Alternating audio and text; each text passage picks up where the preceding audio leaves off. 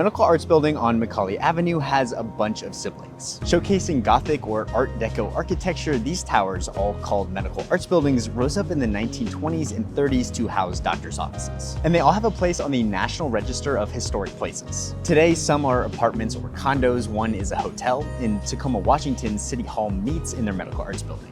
Finished in 1929, Chattanooga's 10-story tower is owned by First Presbyterian Church. It's mostly vacant now, housing a few offices and classrooms. It would need extensive restorations to be brought back up to code and returned to full use, a process that First Pres says is too expensive. It's had a great life, fantastic life. It's lived for almost 100 years, and it served its purpose well, and served this church well. But now it's time to go to the next step. The next step is to demolish the building and replace it with a 2-story coffee shop and fellowship hall. It's part of a $34.5 million capital campaign by the church to update its facilities. Like the sanctuary, built in 1910 and also on the National Register.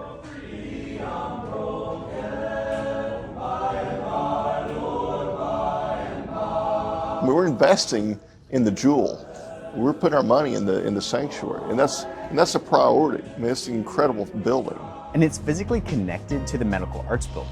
Originally, the high-rise held 43 custom doctor's offices. It was designed by preeminent local architect R.H. Hunt, who drew up the Tivoli, the county courthouse, and other lasting icons. This ultra-modern skyscraper marked one of Hunt's first dips into Art Deco design, and with his time running out, 2 Chattanoogans have lobbied to save it from demolition. It's a skyline building, you know, the first high-rise that you see coming in from the east, you know, coming off the ridge. Glover and fellow preservation advocate Anya Shayloon started a petition on change.org. They called for First Pres to find a way to save Hunt's high-rise. It could be a great way, easy way to get the word out. And we started posting through our friends on Facebook groups and Reddit and Instagram. In Chattanooga, there are only a couple ways to protect historic buildings. There are facade easements like the one on the Dome building, or by giving it local landmark status like the Frank Lloyd Wright House. The Medical Arts Building has neither, and for both options, You do need property owner support to help it come to fruition. It could probably be easily batted down if we didn't have that.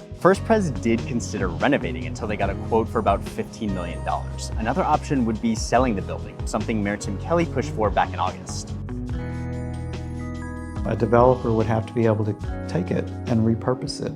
But there isn't anything that we've been able to say or do to convince them to let that property go. Have you received any offers on the building? Have people shown interest in wanting to buy it? Well, everybody, I mean, yeah, but you know, it takes a lot of money to fix it. It's not an easy fix. Here are buildings downtown, like the bank building and the Park Hotel. Those are going through fine. The impetus is there to get those done, and this building is within walking distance of those. Despite their disappointment that for now the demolition is moving forward, Glover and Shayloon said they hope their campaign gets more Chattanoogans thinking about historic preservation. And they encourage people to speak up if their favorite facades are in danger. You just never know who you're going to talk to, if you'll talk to the right person, and who it's going to be shared with.